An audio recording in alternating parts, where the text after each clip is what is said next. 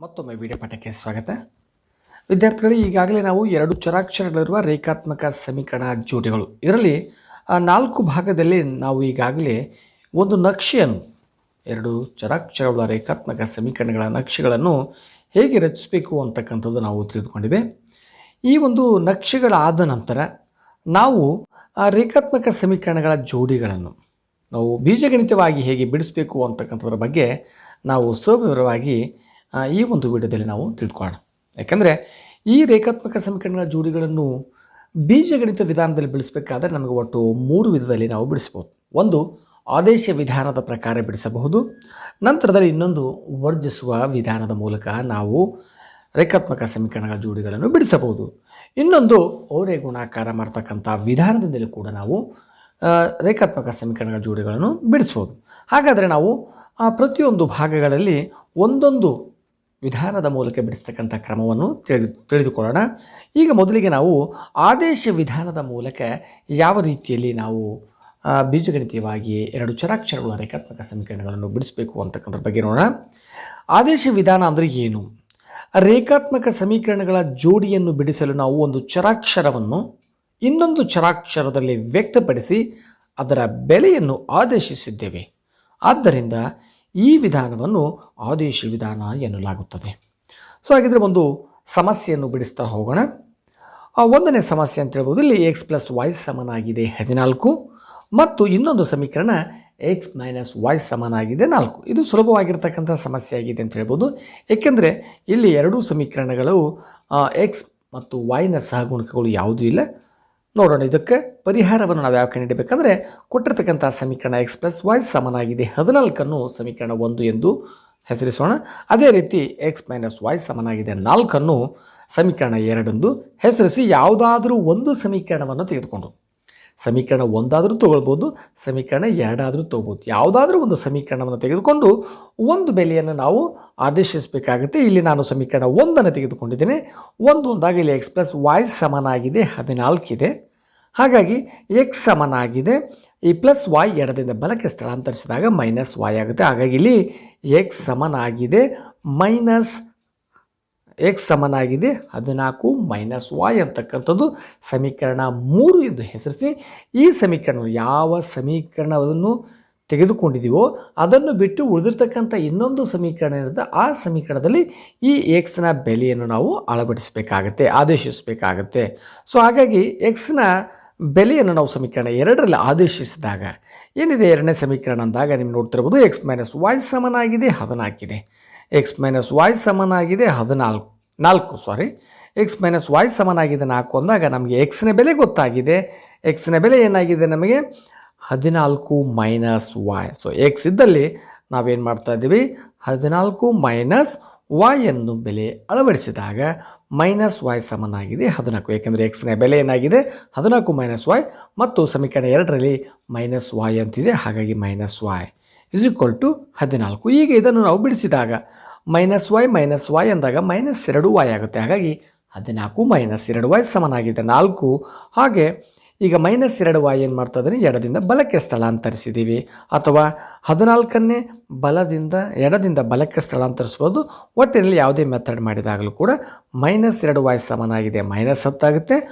y ಸಮನಾಗಿದೆ ಏನಾಗುತ್ತೆ ನಮಗೆ -2 ಎಡದಿಂದ ಬಲಕ್ಕೆ ಬಂದಾಗ ಭಾಗಿಸಿದಾಗ -2 -5 ಛೇದಿಸಿದಾಗ ನಮಗೇನಾಗುತ್ತೆ 2 × 2 = 5 10 ಅಂತಕ್ಕಂಥದ್ದು. ಹಾಗಾಗಿ y ಬೆಲೆ ಇಲ್ಲಿ ಏನು ಬಂತು, ನಮಗೆ 5 ಅಂತಕ್ಕಂಥದ್ದು ಬಂತು. ಈ y ಬೆಲೆಯನ್ನು ನಾವು ಸಮೀಕರಣ 3ರಲ್ಲೇ ಅಳವಡಿಸಿದಾಗ ನೇರವಾಗಿ ನಮಗೆ x ಬೆಲೆ ದೊರೆಯುತ್ತದೆ. ಹಾಗಾಗಿ y ಸಮನಾಗಿದೆ 5ರ ಬೆಲೆ ಏನು ಮಾಡ್ತಾ ಇದ್ದೀನಿ ಸಮೀಕರಣ 3ರಲ್ಲಿ ನಾವು ಅಳವಡಿಸೋಣ. ಸಮೀಕರಣ 3 ಏನಿದೆ x ಸಮನಾಗಿದೆ 14 - y ಅಂತಕ್ಕಂಥದ್ದು. 14 - y ಅಂದರೆ ಇಲ್ಲಿ y ಬೆಲೆ 5 ಬಂದಿದೆ. 14 - 5 ಅಂದರೆ ಇಲ್ಲಿ x ಬೆಲೆ ಎಷ್ಟಾಯಿತು 9 ಅಂತಕ್ಕಂಥದ್ದು. ಹಾಗೆ y ಬೆಲೆ ಏನಾಗಿದೆ 5 ಅಂದರೆ ನಮಗೆ ಕೊಟ್ಟಿರ್ತಕ್ಕಂಥ ಸರಳವಾಗಿರ್ತಕ್ಕಂಥ ಎರಡು ಚರಾಕ್ಷರಗಳ ರೇಖಾತ್ಮಕ ಸಮೀಕರಣವನ್ನು ತೆಗೆದುಕೊಂಡು ನಾವು x ಮತ್ತು yಗಳ ಬೆಲೆಯನ್ನು ಕಂಡುಹಿಡಿತೀವಿ. ಹೀಗೆ ಇನ್ನೊಂದು ಸಮಸ್ಯೆಯನ್ನು ಕೂಡ ನಾವು ನೋಡೋಣ. ಮತ್ತೊಂದು ಸಮಸ್ಯೆ ನೋಡೋಣ. ಇಲ್ಲಿ 7x - 15y ಸಮನಾಗಿದೆ 2 ಅಂತಕ್ಕಂಥದ್ದು. ಇನ್ನೊಂದು ಎಕ್ಸ್ ಪ್ಲಸ್ 2y ಸಮನಾಗಿದೆ 3 ಅಂತಕ್ಕಂಥದ್ದು. ಇದಕ್ಕೆ ಸಮೀಕರಣ 1 ಮತ್ತು 2 ಅಂತ ನಾವು ಹೆಸರಿಸೋಣ. ಕೊಟ್ಟಿರ್ತಕ್ಕಂಥ ಸಮೀಕರಣಕ್ಕೆ 1 ಮತ್ತು 2 ಎಂದು ಹೆಸರಿಸಿ ಮತ್ತೆ ಯಾವುದಾದ್ರೂ ಸಮೀಕರಣ, ನಾವು ಮೊದಲ ಸಮಸ್ಯೆಯಲ್ಲಿ 1ನೇ ಸಮೀಕರಣವನ್ನು ತೆಗೆದುಕೊಂಡಿದ್ದೀವಿ. ಈಗ ನಾವು 2ನೇ ಸಮೀಕರಣ ಏನಾಗಿದೆ, ಎಕ್ಸ್ ಪ್ಲಸ್ 2y ಸಮನಾಗಿದೆ 3. ನೋಡಿ ವಿದ್ಯಾರ್ಥಿಗಳೇ, ಯಾವಾಗಲೂ ನೀವು ಯಾವ ಸಮೀಕರಣವನ್ನು ಆಯ್ಕೆ ಮಾಡ್ಕೋಬೇಕಂದಾಗ ನಿಮಗೆ ಸಂಖ್ಯಾ ಸಹಗುಣಕಗಳು ಕಡಿಮೆ ಇರತಕ್ಕಂಥದ್ದನ್ನು ಆಯ್ಕೆ ಮಾಡಿಕೊಂಡಿದ್ದೆ ಆದರೆ ನಿಮಗೆ ಬಿಡಿಸಲು ಸರಳವಾಗ್ತದೆ. ಹಾಗಾಗಿ ಮೊದಲನೇ ಸಮೀಕರಣದಲ್ಲಿ 7x - 5 15y ಸಮನಾಗಿದೆ 2 ಇದೆ. ಅದೇ 2ನೇ ಸಮೀಕರಣದಲ್ಲಿ x ಪ್ಲಸ್ 2y ಸಮನಾಗಿದೆ 3 ಅಂತಕ್ಕ. ಅಂದರೆ ಇಲ್ಲಿ ಎಕ್ಸ್ನ ಸಹಗುಣಕ ಯಾವುದೂ ಇಲ್ಲ.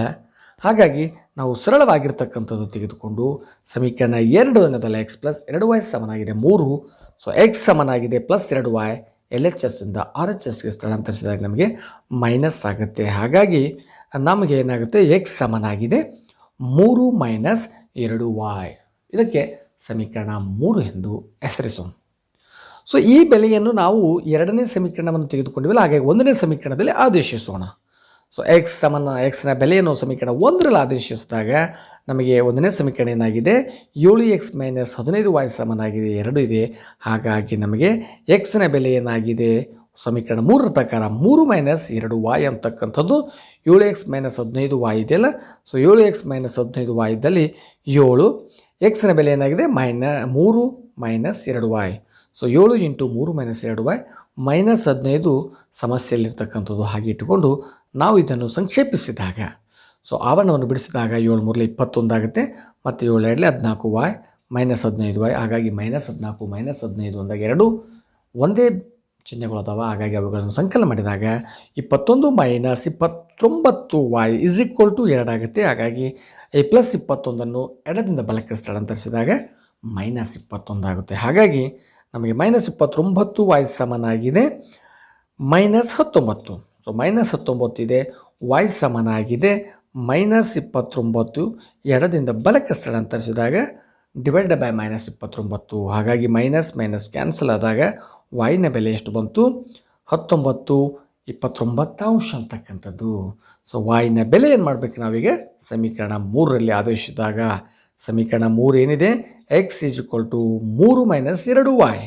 ಸೊ yನ ಬೆಲೆ ನಮಗೆ ಗೊತ್ತಾಗಿದೆ 19/29. ಹಾಗಾಗಿ 3 ಮೈನಸ್ 2 × 19/29 ಸಮನಾಗಿದೆ. ಇದನ್ನು ಬಿಡಿಸ್ತಾ ಹೋದಾಗ 3 ಮೈನಸ್ 2ರಿಂದ 19ಗೆ ಗುಣಿಸಿದಾಗ 38/29. ಇವುಗಳ ಲಸವನ್ನು ತೆಗೆದು ನಾವು ಬಿಡಿಸಿದ್ದೇ ಆಗಿದ್ದಾಗ ಅದರ ಬೆಲೆ 49/29 ಆಗುತ್ತೆ. ಹಾಗಾಗಿ ಎಕ್ಸ್ನ ಬೆಲೆ ಏನಾಗುತ್ತೆ ಅಂತಂದರೆ 49/29 ಹಾಗೂ yನ ಬೆಲೆ ಏನಾಗಿದೆ 19/29 ಆಗುತ್ತೆ. ಹೀಗೆ ನಾವು ಈ ಉಳಿದಿರ್ತಕ್ಕಂಥ ಸಮಸ್ಯೆಗಳು ಏನಿದಾವೆ ಪುಸ್ತಕದಲ್ಲಿ ಅವುಗಳನ್ನು ಬಿಡಿಸಬಹುದು.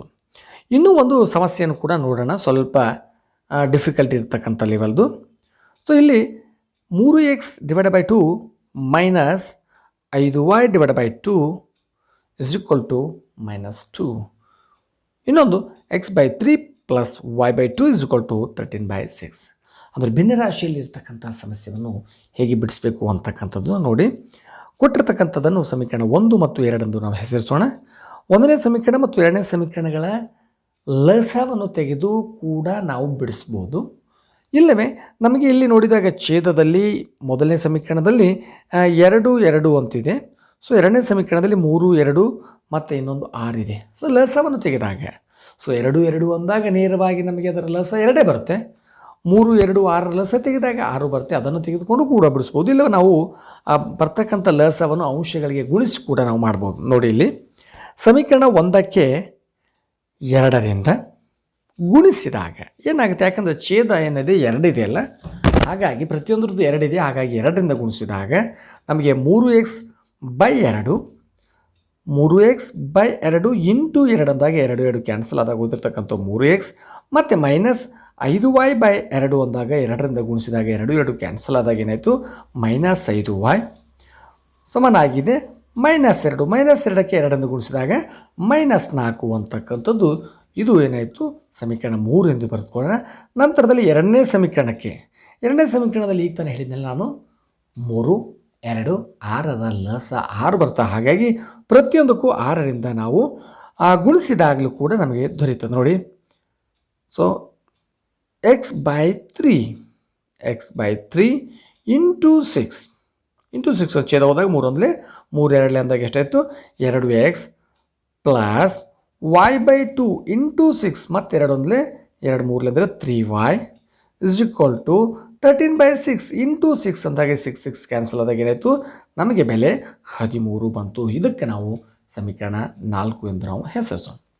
ಈಗ ನೋಡ್ಬೋದು ನೀವು 1 ಮತ್ತು 2 ಸಮೀಕರಣಗಳಿಗೆ ನಾವು ಗುಣಿಸಿದಾಗ ಇದು ಶುದ್ಧ ರೂಪದಲ್ಲೇ ಆಯಿತು. ಅದು ಭಿನ್ನರಾಶಿಯಲ್ಲಿ ಇರ್ತಕ್ಕಂಥದ್ದು ಹೋಗಿ ನಮಗೀಗ ಈ 2 ಚರಾಕ್ಷರಗಳ ರೇಖಾತ್ಮಕ ಸಮೀಕರಣಗಳ ಜೋಡಿಗಳು ಸುಲಭವಾಗಿ ಬಿಡಿಸಲು ಸಾಧ್ಯ ಆಗಿದೆ. ಹಾಗಾಗಿ ಇದನ್ನು ನಾವು ಸಮೀಕರಣ 3 ತೆಗೆದುಕೊಂಡು ಸಮೀಕರಣ 3ರಲ್ಲಿ ಏನಿದೆ 3x - 5y ಸಮನಾಗಿದೆ 4. 3x - 5y ಸಮನಾಗಿದೆ -4. ಹಾಗಾಗಿ 3x ಸಮನಾಗಿದೆ ಈ ಎಡದಲ್ಲಿರ್ತಕ್ಕಂಥ -5y ಅನ್ನು ಬಲಭಾಗಕ್ಕೆ ಸ್ಥಳಾಂತರಿಸಿದಾಗ -5y -5 ಹಾಗಾಗಿ 3x ಸಮನಾಗಿದೆ. ಅದನ್ನು ನಾವು ಸ್ವಲ್ಪ ಸಿಸ್ಟಮೆಟಿಕಲಿ ಬರೆದಾಗ 5y - 4 5y - 4 ಅಂದಾಗ ಎಕ್ಸ್ನ ಬೆಲೆ ಏನಾಗುತ್ತೆ. ಸೊ 3 ಗುಣಿಸ್ತಾ ಇದೆ ಎಡಕ್ಕೆ, ಬಲಕ್ಕೆ ಭಾಗಿಸಿದಾಗ 5y - 3 divided by 5y - 4 divided by 3 ಅಂತಕ್ಕಂಥದ್ದು ಇದು ಎಕ್ಸ್ನ ಬೆಲೆ ಆಯಿತು. ಇದಕ್ಕೆ ಸಮೀಕರಣ 5 ಎಂದು ಹೆಸರಿಸೋಣ. ಈ 5ರ ಸಮೀಕರಣವನ್ನು ನಾವು ಸಮೀಕರಣ 4ರಲ್ಲಿ ಅಳವಡಿಸಿದಾಗ ನೋಡಿ ಈಗ ಸೊ ಎಕ್ಸ್ನ ಬೆಲೆಯನ್ನು ಸಮೀಕರಣ 4ರಲ್ಲಿ ನಾವು ಆದೇಶಿಸಿದಾಗ ನಮಗೆ ಬರ್ತಕ್ಕಂಥ ಬೆಲೆ ಏನಾಗಿದೆ ಸಮೀಕರಣ 4ರಲ್ಲಿ 2x + 3y is equal to 13. 2x + 3y ಸಮನಾಗಿದೆ 13 ಅಂದಾಗ 2 ಇಂಟು ಎಕ್ಸ್ನ ಬೆಲೆ ಏನಾಗಿದೆ ಈಗಾಗಲೇ ನೋಡಿದ್ದೀವಿ 5y - 4 ಈ ಎಕ್ಸ್ನಲ್ಲಿ ಅಳವಡಿಸಿದಾಗ 2 into bracket 5y - 4 ಭಾಗಿಲೆ 3 plus 3y ಸಮನಾಗಿದೆ 13. ಇದನ್ನು ನಾವು ಬಿಡಿಸಿದಾಗ ಸಂಕ್ಷೇಪಿಸಿದಾಗ 2ರಿಂದ 5y - 4 ಡಿವೈಡ್ 3ಕ್ಕೆ ಗುಣಿಸಿದಾಗ ನಮಗೆ ಬರ್ತಕ್ಕಂಥ ಬೆಲೆ ಏನಾಗಿದೆ 2 5 10y - 2 4 8 ಡಿವೈಡ್ ಬೈ 3 ಮತ್ತು 3y ಇದ್ದಾಗ ಇಲ್ಲಿ 3 ಮತ್ತು 1ರ ಲಸ ನಾವು ನೇರವಾಗಿ ಮಾಡಿದೆ. ಇಲ್ಲಿ 3 ಮತ್ತು 1ರ ಲಸ 3 ಬಂದಾಗ ನಮಗೆ ಇಲ್ಲಿ ಛೇದದಲ್ಲಿ 1 ಇದೆ, ಅದಕ್ಕೆ 3ರಿಂದ ಅಂಶಕ್ಕೆ ಗುಣಿಸಬೇಕಾದಾಗ 3 3 9y ಅಂತಕ್ಕಂಥದ್ದು. ಹಾಗಾಗಿ ನಮಗೆ ಇಲ್ಲಿ y-ನ ಬೆಲೆ ಬೇಕಾದಾಗ 19y 10y ಪ್ಲಸ್ 9y ಸಮನಾಗಿ 19y - 8 ಭಾಗಿಲೆ 3 ಎಡದಿಂದ ಬಲಕ್ಕೆ ನಾವು ಓರೆ ಗುಣಾಕಾರ ಮಾಡಿದಾಗ 13 39 ಆಯಿತು. ಸೊ 19y ಸಮನಾಗಿದೆ 39 ಪ್ಲಸ್ 8 -8 ಸ್ಥಳಾಂತರಿಸಿದಾಗ ಪ್ಲಸ್ 8 ಆಯಿತು. ಹಾಗಾಗಿ 19y ಸಮನಾಗಿದೆ 47. ಸೊ y-ನ ಬೆಲೆ ಏನಾಗಿದೆ 47/19 ಅಂತಕ್ಕಂಥದ್ದು. ಹಾಗಾಗಿ ಈ y-ನ ಬೆಲೆ 47/19 ಸಮೀಕರಣ 5ರಲ್ಲಿ ಅಳವಡಿಸಿದಾಗ ನಮಗೆ ಎಕ್ಸ್ನ ಬೆಲೆ ದೊರೀತಾ ಇದೆ.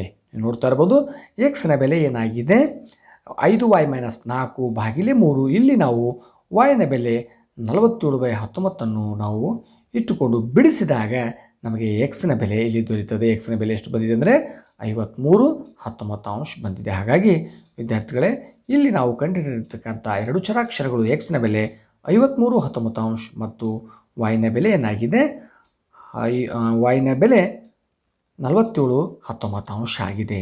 ಹಾಗಾಗಿ ವಿದ್ಯಾರ್ಥಿಗಳೇ ನೀವು ಕೂಡ ಒಂದು ಪಠ್ಯಪುಸ್ತಕದಲ್ಲಿರ್ತಕ್ಕಂಥ ಈ ರೀತಿಯ ವಿವಿಧ ರೀತಿ ಇರ್ತಕ್ಕಂಥ ಒಂದು ಸಮಸ್ಯೆಗಳನ್ನು ತೆಗೆದುಕೊಂಡು ನೀವು ಆದೇಶಿಸುವ ವಿಧಾನದ ಮೂಲಕ ಹೆಚ್ಚಿನ ಸಮಸ್ಯೆಗಳನ್ನು ಅಭ್ಯಾಸ ಮಾಡಿದ್ದೆ ಆದರೆ ಪರೀಕ್ಷೆಯಲ್ಲಿ ಬರ್ತಕ್ಕಂಥ ಈ ಸಮಸ್ಯೆಗಳಿಗೆ ನೀವು ಉತ್ತರಿಸಬಹುದಾಗಿದೆ. ಹಾಗಾಗಿ ಮುಂದಿನ ಒಂದು ಭಾಗದಲ್ಲಿ ನಾವು ಉಳಿದಿರ್ತಕ್ಕಂಥ ವಿಧಾನಗಳ ಬಗ್ಗೆ ತಿಳಿದುಕೊಳ್ಳೋಣ. ಧನ್ಯವಾದಗಳು.